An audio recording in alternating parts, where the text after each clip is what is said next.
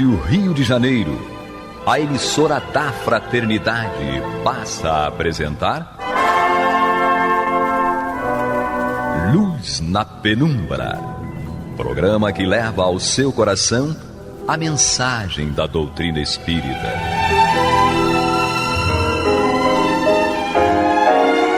E agora, com vocês, Aloísio Guigino, Fátima Miranda e Eduardo Araújo, para o estudo da obra O que é o Espiritismo, de Allan Kardec. Olá, prezados amigos da Rádio Rio de Janeiro, sejam todos muito bem-vindos.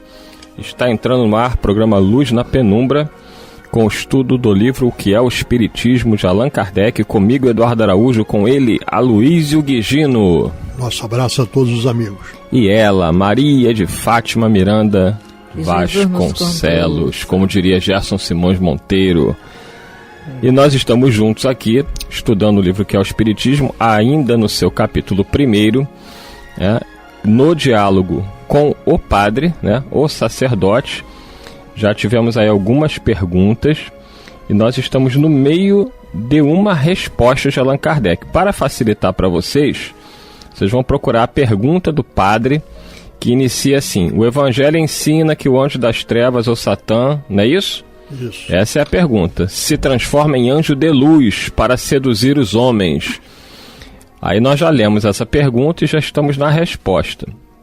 A resposta, nós estamos no parágrafo que diz assim: uma vez que seu fim é alimentar de vítimas o inferno e arrebatar as almas do poder de Deus, compreende-se que se dirige àqueles que estão no bem para induzi-los ao mal, e para tal fim se veja obrigado a transformar-se, segundo belíssima alegoria, em anjo de luz. Isto é, que ele hipocritamente simule a virtude, mas que deixe escapar aqueles que já estavam em suas redes. É o que não se pode compreender. Os que não admitem Deus nem a alma, que desprezam a prece e vivem mergulhados no vício, são dele, quanto é possível ser-se, nada mais lhe resta fazer para sepultá-los no lamaçal.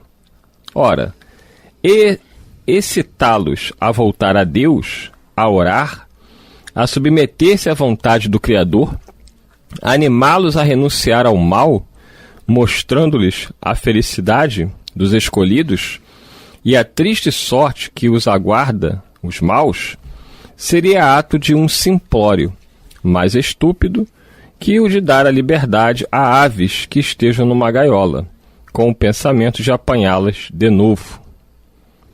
Há, pois, na doutrina da comunicação exclusiva dos demônios, uma contradição que fere todo homem sensato.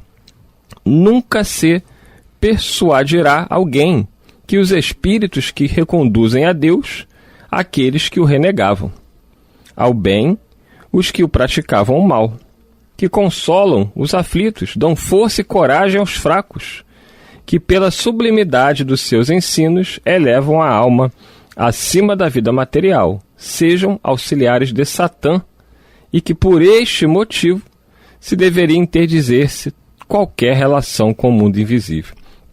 Outra resposta aqui brilhante de Kardec, e que nos gera até hoje dificuldades, porque realmente tem companheiros nossos de outras crenças que acreditam de uma forma muito contundente de que não há possibilidade da comunicação de espíritos bons, mas somente dos demônios. Alguns chegam a dizer, e aí a gente até compreende, a questão de uma linguagem, que a comunicação, quando ela é boa, ela é do Espírito Santo. Então, se dentro de uma determinada igreja há uma comunicação para o bem, ela já é admitida. Isso é um fator positivo. Eu vejo como um fator positivo. Por quê? Eles entendem que esta comunicação vem do Espírito Santo. Pelo menos é reconhecido que aquela comunicação vem de uma fonte boa.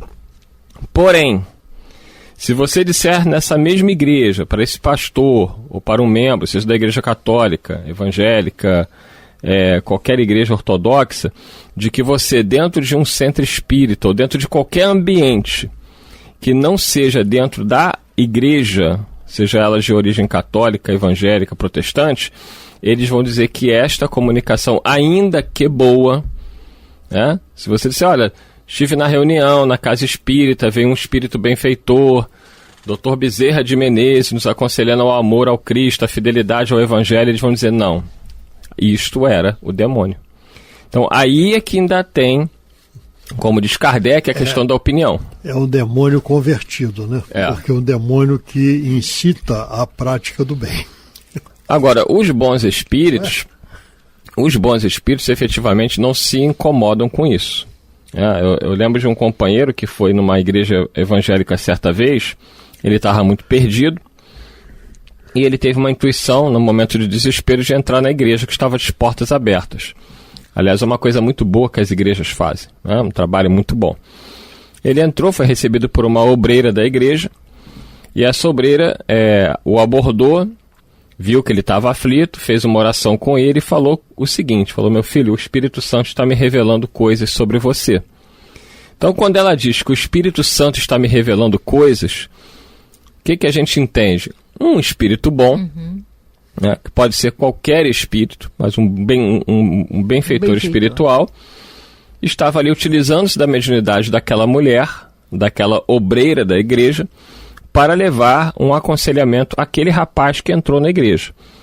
E efetivamente ela falou muitas coisas que mexeram com ele. Ele estava usando drogas, ele estava com uma vida muito perdida, e aquela mulher nunca o tinha visto. Então aquilo o abalou, né? E ele depois me ligou, me contou a história. Eu falei, olha, foi mais uma chance que Jesus está te dando de você reformular a sua vida e buscar o bom caminho. Ele falou, mas como ela poderia saber tudo aquilo? Eu falei, porque ela estava ali como médium, algum benfeitor espiritual amigo, utilizando-se da mediunidade dela, te trouxe uma palavra de conforto e de orientação. Aí ele falou, mas ela disse que era o Espírito Santo. Eu falei, sim. Porque dentro da igreja... Santa era a intenção. Porque dentro da igreja existem somente duas possibilidades de comunicação espiritual. Ou é o demônio, ou é o Espírito Santo.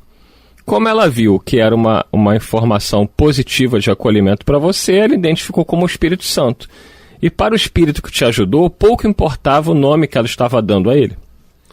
Essa questão nós vimos no programa passado, inclusive quando nós tratamos aí do termo demônio, certo? Que a utilização, ou melhor, o uso que se dá ao termo demônio, ele está incorreto, porque a palavra original vem do grego daimon, certo?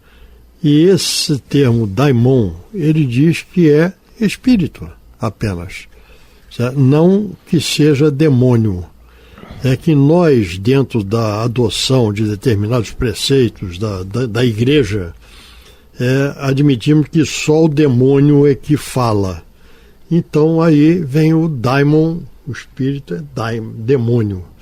E a tradução também de espírito, certo? Ou de Espírito Santo, os estudiosos nos dizem que a tradução correta é Santo Espírito e não Espírito Santo.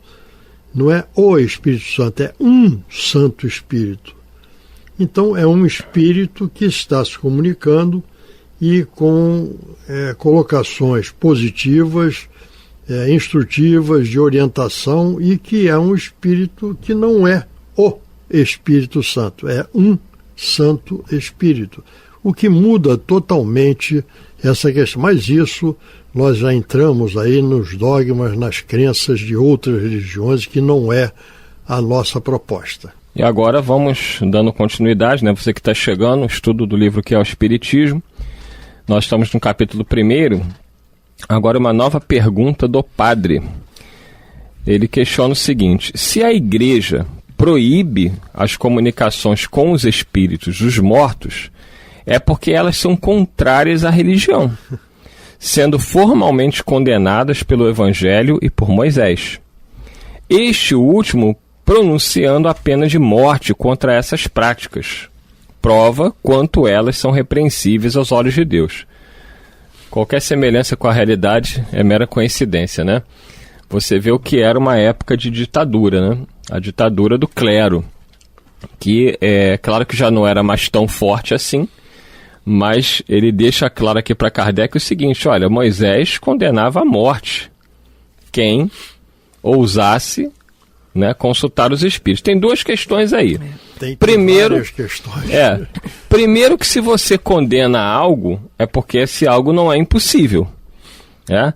Se as comunicações dos espíritos dos mortos foram interditadas por Moisés, é porque elas eram possíveis. Então, existiam. Então, você não proíbe o que não existe. A segunda questão é o porquê Moisés deu essa determinação. Né? Qual era o objetivo de Moisés a dar essa determinação, inclusive com uma pena tão, né, grave como a pena de morte. E aí, claro, o padre se utilizando desses argumentos para dizer que por ele continuariam sendo utilizadas as penas de morte, inclusive para Kardec e seus seguidores, caso continuassem aí a consultar os mortos. E aí, Aloysio? O que ocorre é a razão. Né? Nós nunca devemos pegar um texto fora do contexto, certo? Porque o texto fora do contexto, ele nos leva a admitir coisas que são equivocadas, ou conclusões equivocadas. No caso aí, realmente, Moisés proibiu. Certo? Mas por que ele proibiu? Eis a questão. Tudo que eu acho que o espírita, de modo geral, o termo que ele mais deve usar é por quê. Certo? É para buscar o entendimento. Né? Então, por que Moisés proibiu isso? Porque havia uma proliferação dentro daquele povo que estava há 40 anos no deserto, né? Regime certo? de escravidão. Em busca da terra prometida. Sob a influência de uma outra cultura, que era dos deuses. Isso. Né? Então, o que eles, depois de algum tempo, né, nós lembramos inclusive da história do bezerro de ouro, né? Que quando Moisés se ausentou e subiu no Tabor para receber a tábua dos mandamentos. Miranda, inclusive, estava adorando esse bezerro quando Moisés desceu. Não, Miranda é que fez esse bezerro. Há suspeitas. Há suspeitas.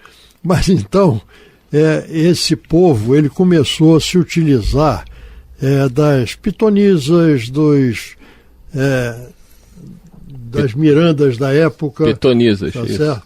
Das mirandas da época, certo? Em que buscavam orientações que eram esdrúxulas, certo?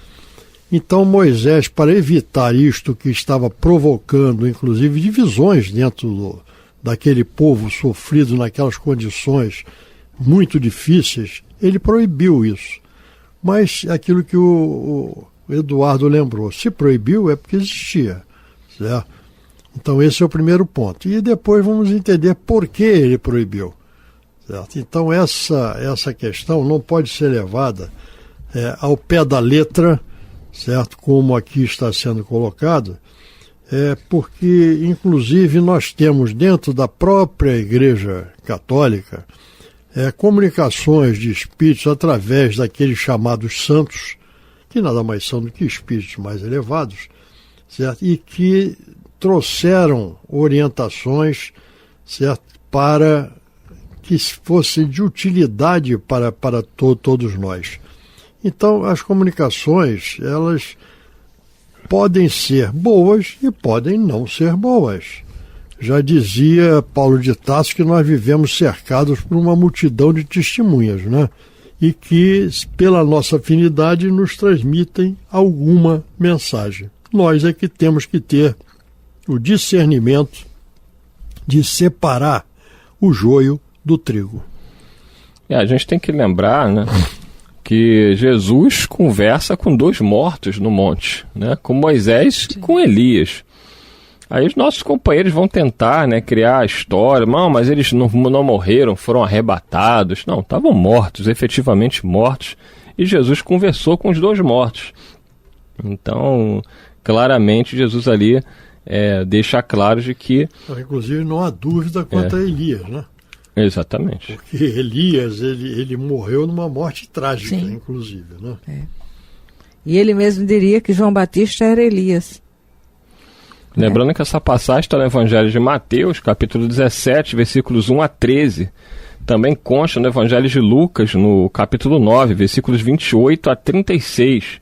Né? A ponto de Pedro perguntar a Jesus se queria que ele fizesse 3 tendas, uma para ele, outra para Moisés e outra para Elias. Então Jesus estava em contato pleno ali na transfiguração com esses 2 espíritos desencarnados.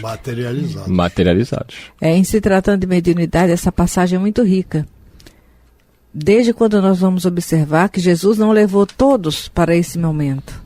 Ele viu aqueles que tinham maturidade e estavam em condições de lidar com essa experiência. E eram médiuns de efeitos físicos. Isso aí, de forma proveitosa, muito bom. Para cederem o ectoplasma para que ocorresse a materialização. O fenômeno, é isso mesmo.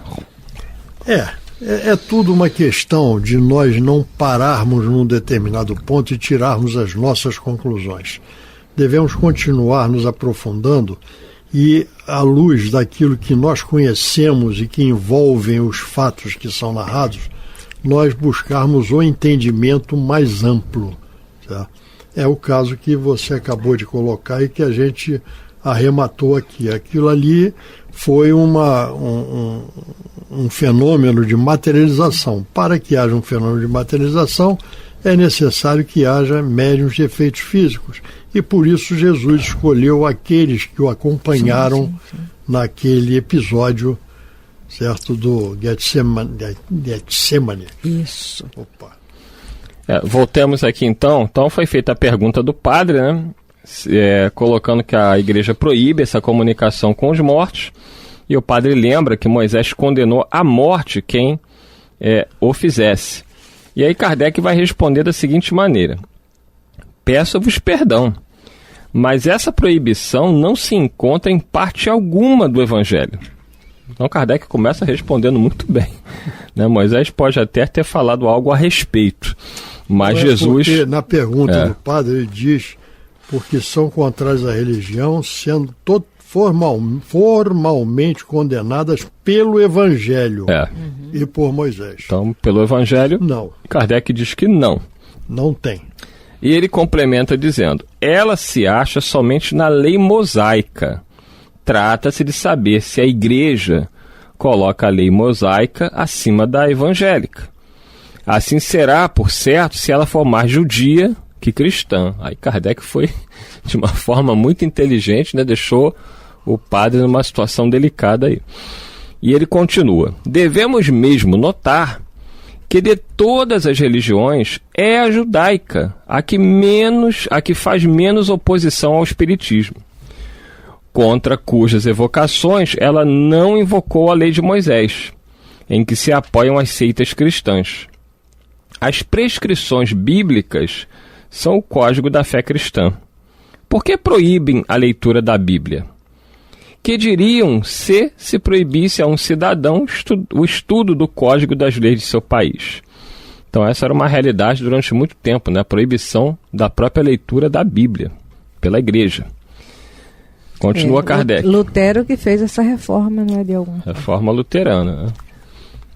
Continua Allan Kardec, respondendo ao padre: a proibição feita por Moisés tinha então a sua razão de ser. Então Kardec vai explicar agora o porquê Moisés proibiu. Porque o legislador hebreu queria que o seu povo rompesse com todos os hábitos trazidos do Egito, e dentre os quais o de que tratamos era objeto de abusos. Não se evocava então os mortos pelo respeito e afeição tributados a eles, nem com o sentimento de piedade, mas sim como meio de adivinhar, com objeto de tráfico vergonhoso, explorado pelo charlatanismo e pela superstição. Nessas condições, Moisés teve razão de proibi-lo. Se ele pronunciou contra esse abuso uma penalidade severa, é que eram precisos meios rigorosos para conter esse povo indisciplinado. Também quanto à pena de morte, era pródiga na sua legislação. Então, mais uma lembrança importante de Kardec, né, que o padre com certeza não gostaria de ouvir, de que havia várias outras situações em que a pena de morte era proclamada na legislação mosaica, cuja contradição com a própria lei de Deus nos 10 mandamentos, que dizia: não matarás, Maria de Fátima Miranda. Olha a confusão.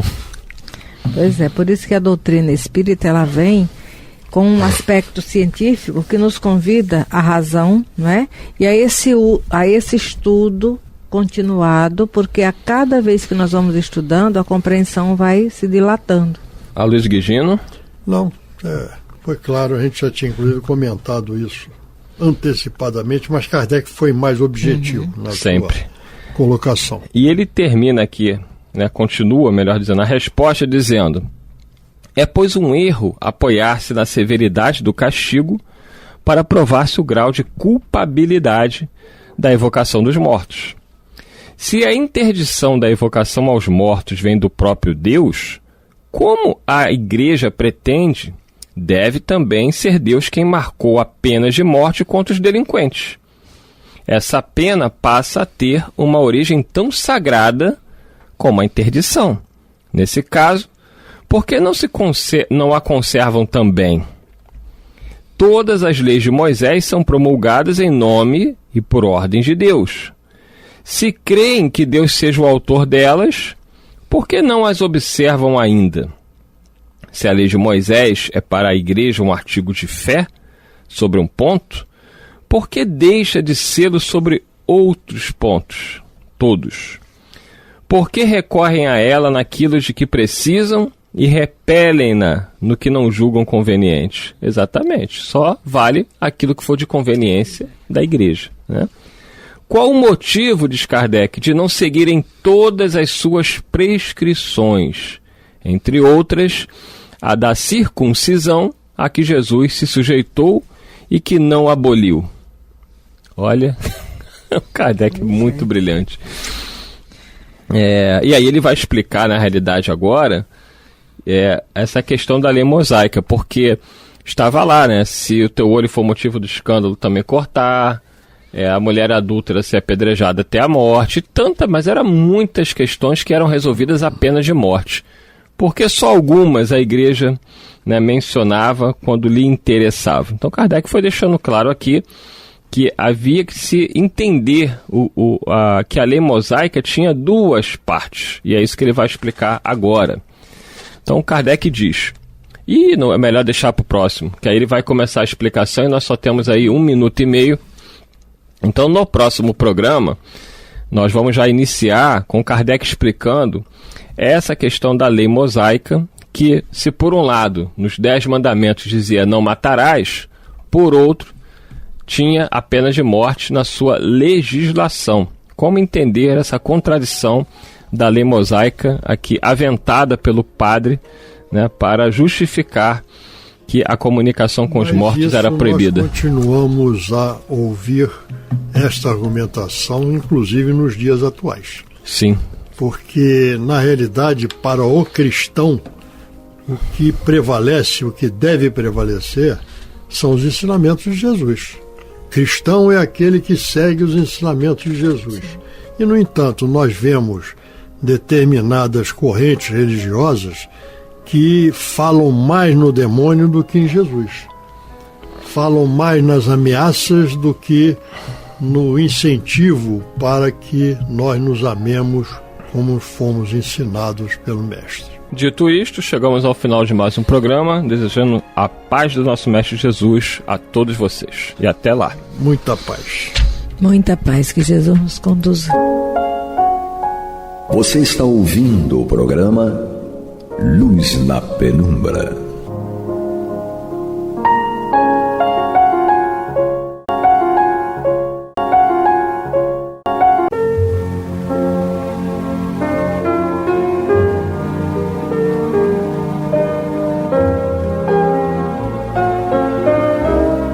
A Rádio Rio de Janeiro está levando ao seu lar e ao seu coração a mensagem consoladora da doutrina espírita, através do programa Luz na Penumbra.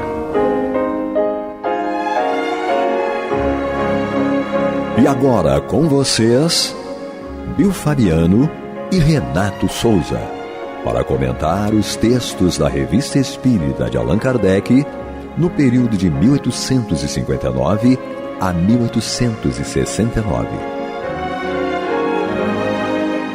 Olá, queridos irmãos e irmãs da Rádio Rio de Janeiro, a emissora da Fraternidade. Sou o Bill Fabiano, estamos juntos mais uma vez aqui, eu e meu parceiro Renato Souza, para darmos continuidade à obra Revista Espírita, o ano de 1859. Seja bem-vindo, meu parceiro Renato Souza. Opa, olá a todos. Agosto de 1859, uma série de perguntas aqui interessantíssimas, perguntas e respostas. Ainda no capítulo Mobiliário de Além Túmulo. Semana passada o Renato terminou o programa lendo a pergunta 16, com a resposta respectiva. Então eu já vou abrir aqui na 17, que diz o seguinte, sempre assim, eu pergunto, o Renato responde. Tá. Né?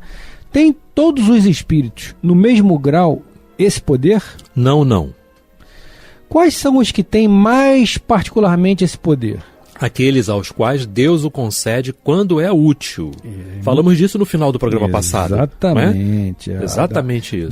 O controle que a espiritualidade tem nas mãos, né, Renato? Senão seria complicado, né? Todo mundo qualquer fizesse, espírito, de todas as categorias, todas as ordens. Lá no mundo espiritual as coisas são muito mais organizadas. Aqui nem tanto. Sim.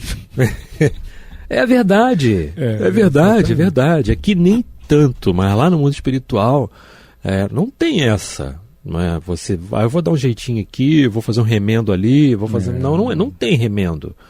É fazer certo. É da forma que tem que ser. Da forma que tem que ser. Então, é dado a cada um segundo as suas obras. Sim. E até isso no que concerne aos espíritos evoluídos, mas aqueles também que ainda estão equivocados. A organização é sempre muito grande. Sim. Ninguém invade o espaço do outro, né? Então, o mundo espiritual, como o Renato falou, está muito à frente de nós, seja tanto daqueles irmãos equivocados, quanto os espíritos já encaminhados para a luz.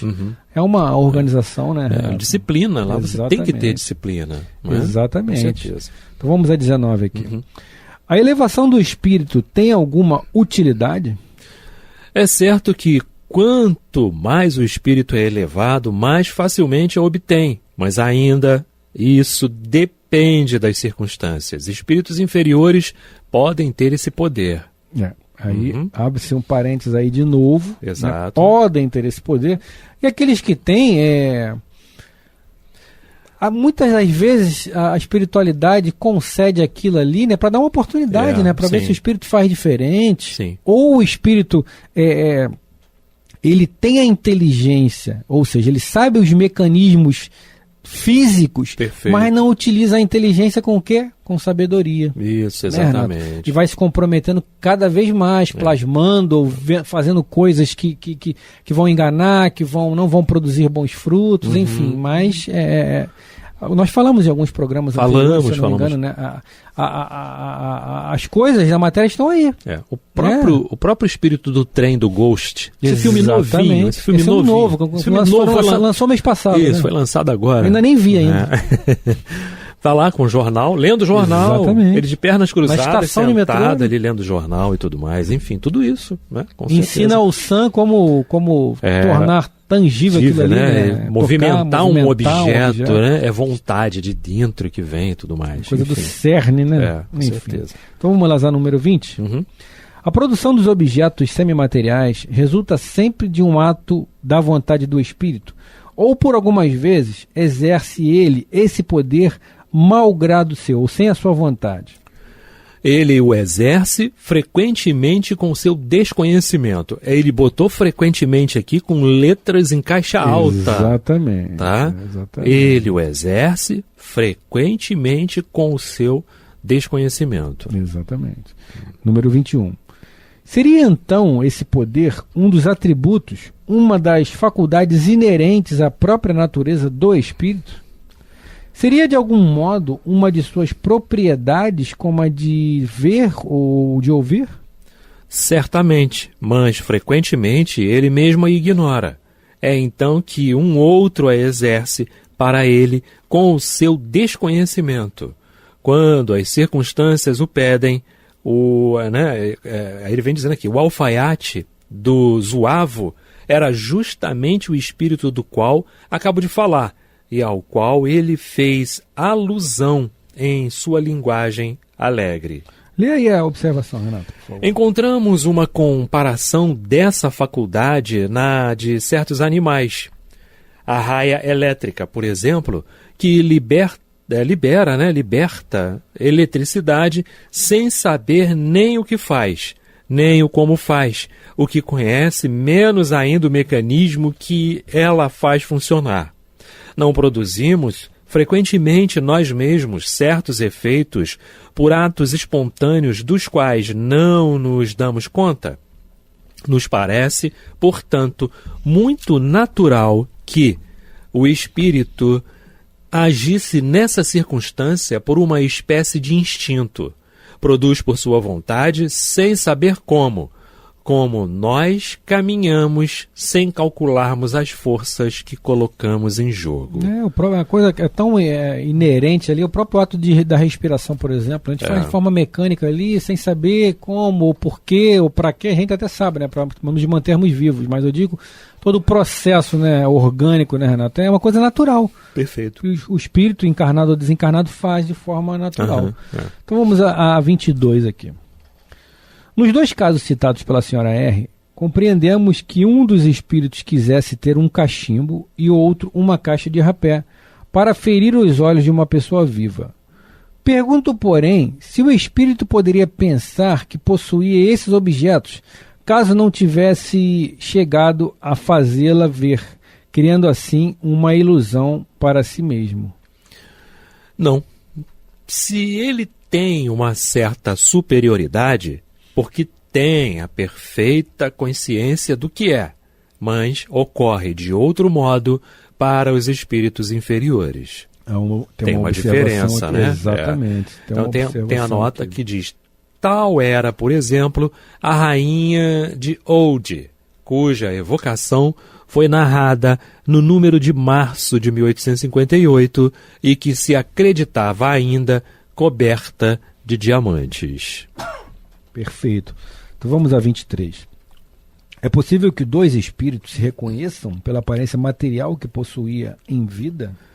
Não é por acaso disso que se reconhecem, uma vez que não tomem essa aparência, um para o outro, mas, em certas circunstâncias, se encontram em presença, revestidos dessa aparência, porque não se reconheceriam. São pelos sentimentos, não é? É pelos sentimentos, é pela vibração, é por tudo isso. Opa. É um reconhecimento muito mais amplo do que somente a aparência física. Nós aqui precisamos da aparência física. Exatamente. Aquele lá é o Bill, ó. Sim, exato. Né? Aquele lá é o Clever. Porque nós estamos bloqueados pela própria matéria em si, que nos deixa... enfim, nos deixa presos aos 5 sentidos apenas, né, Renato? Então nós temos aquela limitação por conta desse bloqueio que a matéria impõe ao nosso espírito. Sim, né? Sim, com certeza. Né? Enfim. Vamos lá. Agora a gente vai para 24. Exato. Vamos lá. Como podem os espíritos reconhecer-se em meio a uma multidão de outros espíritos? E, sobretudo, como podem fazê-lo quando um deles vai procurar longe e frequentemente em outros mundos aqueles que o chamam? Muito interessante essa pergunta. Sim. Esta é uma questão cuja solução se arrastaria para muito longe. É necessário esperar. Não estáis bastante avançados, né? Vos contentai para o momento com a certeza de que assim é. E tendes disso bastantes provas. É interessante. Tem uma narração, Bill, antes da gente ir para 25... se eu não me engano, Entre o Céu e a Terra, se eu não me engano, ou no Ação e Reação, eu não vou me lembrar agora, de um espírito que precisa encarnar e o Ação e Reação, eu acho, tá? Eu acho. Que ele precisa reencarnar e ele não está encontrando o espírito que precisa sentar com ele para poder ter lá, né, o plano. A programação. Eu não consigo encontrar. Né? O André pergunta, né, no multiplicador, mas por que você não... Porque eu ainda não encontrei esse espírito. E quando ele começa a narrar a história, eu acho que é a história do Silas, se eu não me engano, tá? Não me recordo em qual obra que está. Se está Entre o Céu e a Terra ou se está no Ação e Reação. No Ação e Reação, né?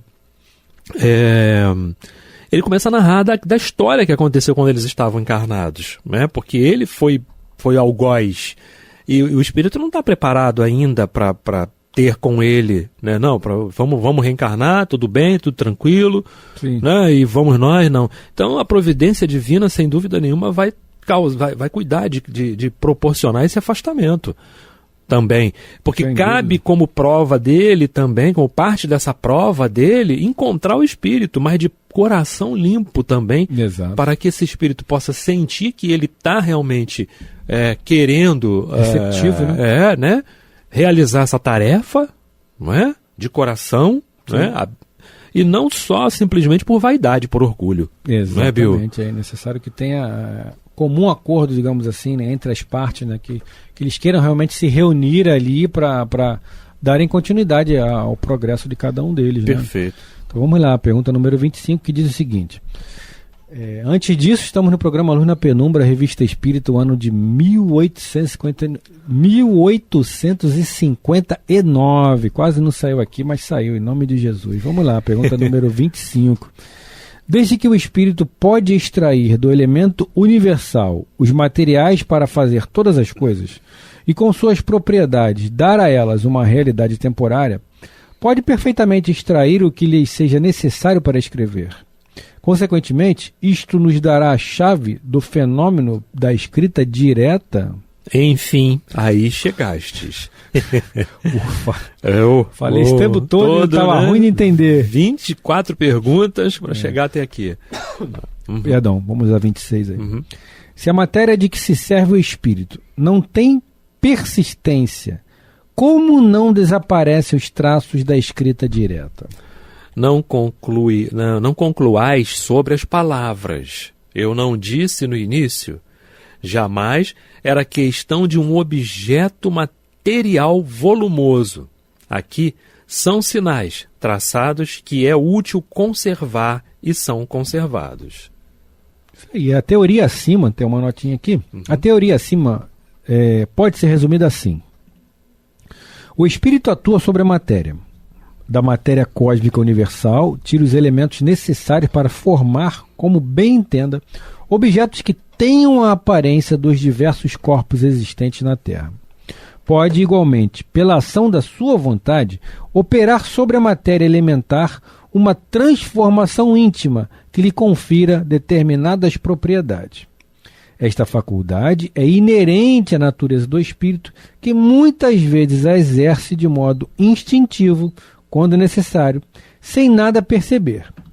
Os objetos que o espírito forma têm existência temporária, subordinada à sua vontade ou a uma necessidade qualquer de sua parte.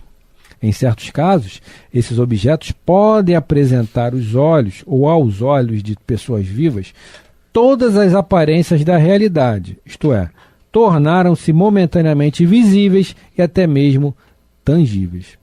Há formação e não criação, já que do nada o espírito não pode tirar alguma coisa. E aqui ele faz uma orientação para ir olhar lá no Livro dos Médiuns, na segunda parte, no capítulo 8. Bom, entraremos agora numa outra vertente aqui chamada pneumatografia ou escrita direta. Vamos fazer uma parte aqui para a galera saber. Pneumo. Não precisa da ação do médium. Perfeito. Pneumo, o que vocês entenderem dentro da doutrina espírita, pneumo, o espírito age por conta própria, buscando em a natureza, o ectoplasma ali, porque é necessário, não tem como, né? Então ele vai buscar ali, por exemplo, o Renato citou agora há pouco o exemplo do Ghost. Isso. Né? Aí eu lembro dentro do Ghost também, quando o Sam tá lá dentro do banheiro perseguindo aquele cara que tirou a vida dele. Exato. Aí ele abre a torneira e começa a ficar embaçado ali, né? E ele escreve no espelho, "Bu", como se estivesse assustando o indivíduo. Lembra disso, Renato? Lembra disso? Lembro. Então aquilo ali é uma pneumatografia. Exato. O espírito se utiliza do ectoplasma do ambiente para plasmar aquilo, para escrever aquilo, para fazer aquela escrita. A psicografia, psicofonia precisa da ação de um médium. Ok, galera? Perfeito. Então vamos lá. A pneumatografia é a escrita produzida diretamente pelo espírito, sem intermediário algum. Difere da psicografia por ser esta a transmissão do pensamento do espírito, que é o que a gente estava falando aqui, né? Mediante a escrita feita com a mão do médium. Demos estas duas palavras no vocabulário espírita, posto no início da nossa instrução prática, com a indicação de sua diferença etimológica.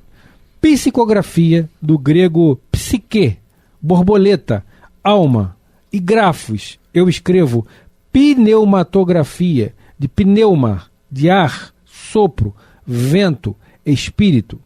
No médium escrevente, a mão é um instrumento, mas a sua alma, ou o espírito encarnado, é o intermediário, o agente ou o intérprete do espírito estranho que se comunica.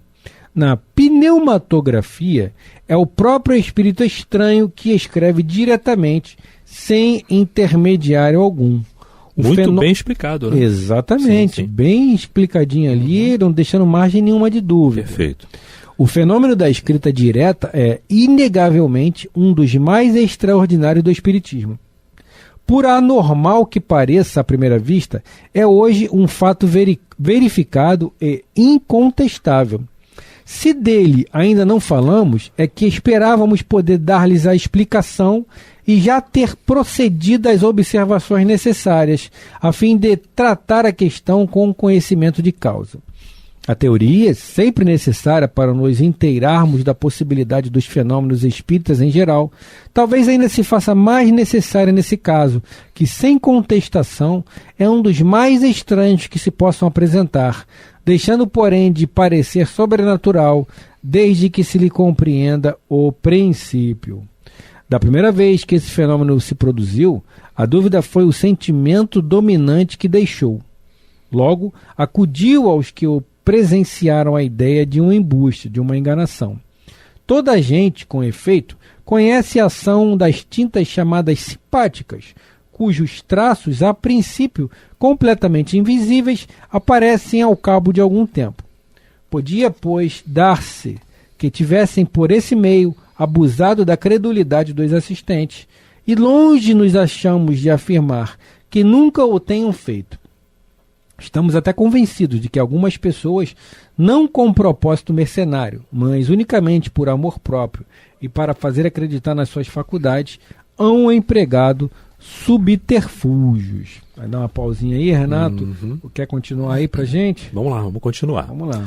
J.J. Rousseau narra o fato seguinte na terceira das cartas escritas da Montaigne.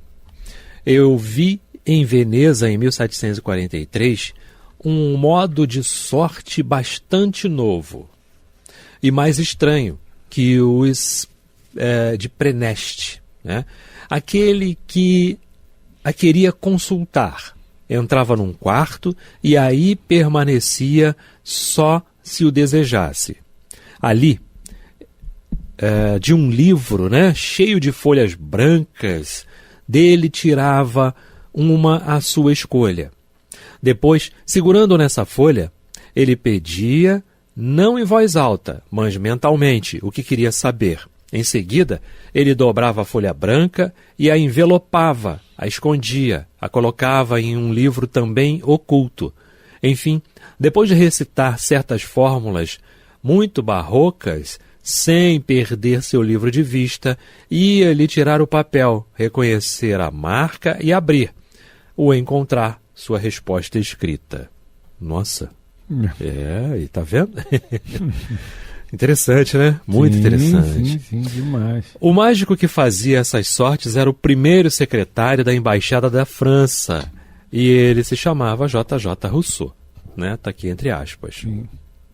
Duvidamos que Rousseau haja conhecido a escrita direta, de outro modo, saberia muitas outras coisas com respeito às manifestações espíritas, e não teria tratado a questão tão levianamente. É provável, como ele mesmo reconheceu quando o interrogamos sobre esse fato, que empregou um procedimento que lhe ensinara um charlatão italiano. Mas, pelo fato de que se pode imitar uma coisa, seria absurdo disso concluir que a coisa não existe. Não se encontrou nos últimos tempos um meio de imitar a lucidez sonambúlica a ponto de iludir? E o fato de que esse procedimento de saltimbanco correu todas as feiras, é necessário concluir que não haja verdadeiros sonâmbulos? Porque certos mercadores vendem vinho alterado. Isso é uma razão para que não haja vinho puro? Ocorre o mesmo com a escrita direta. As precauções para se assegurar da realidade do fato sendo, aliás, bem simples e bem fáceis, e graças a essas precauções não se pode hoje a fazer objeto de nenhuma dúvida. Uma vez que a possibilidade de escrever sem intermediário é um dos atributos do espírito, que os espíritos existiram de todos os tempos e de todos os tempos também produziram os diversos fenômenos que conhecemos, igualmente deveria produzir a escrita direta, na antiguidade, tão bem quanto em nossos dias. Assim é que se pode explicar a aparição de 3 palavras na sala do festim de Baltazar. A Idade Média, tão fecunda em prodígios ocultos, mas que foram abafados sob as fogueiras, deveu conhecer também a escrita direta e talvez encontrou na teoria das das modificações que os espíritos podem operar sobre a matéria, e que reportamos no nosso artigo precedente.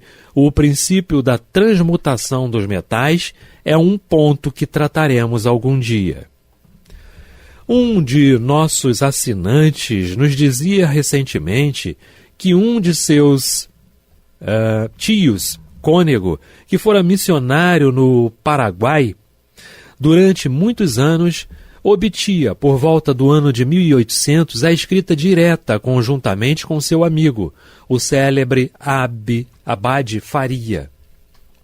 Seu procedimento, que nosso assinante jamais conheceu bem e que, de alguma sorte, havia surpreendido furtivamente, consistia uma série de de anéis suspensos, aos quais eram adaptados os lápis verticais, cuja ponta repousava sobre o papel. Esse procedimento se ressente da infância da arte.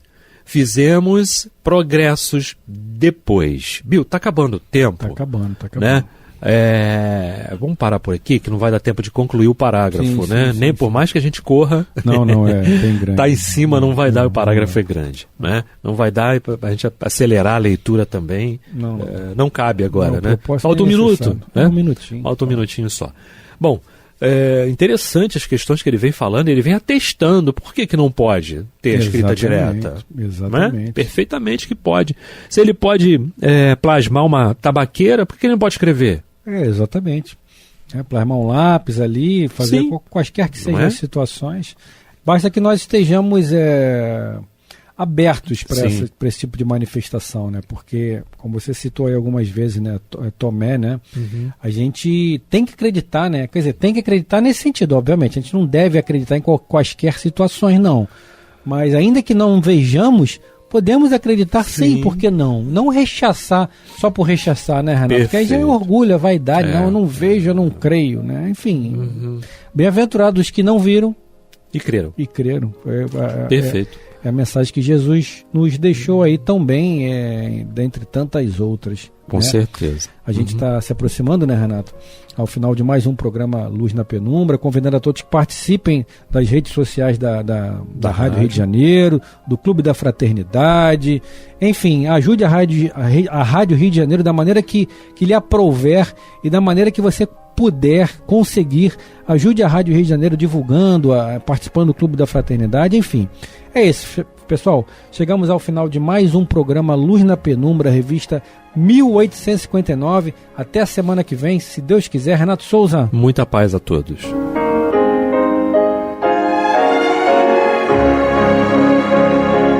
E vamos ouvir agora a prece de encerramento de nosso programa, na voz de Geraldo de Aquino.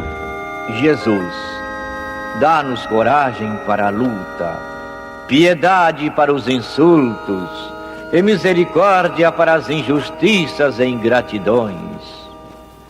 Limpa nossa alma de inveja e ambições mesquinhas, de ódio e de vingança o nosso caminho.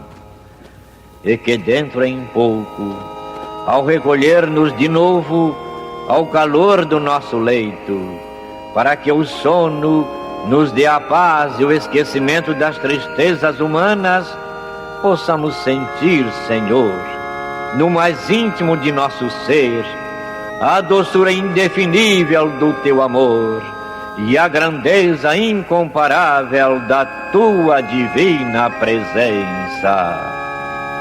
Que assim seja.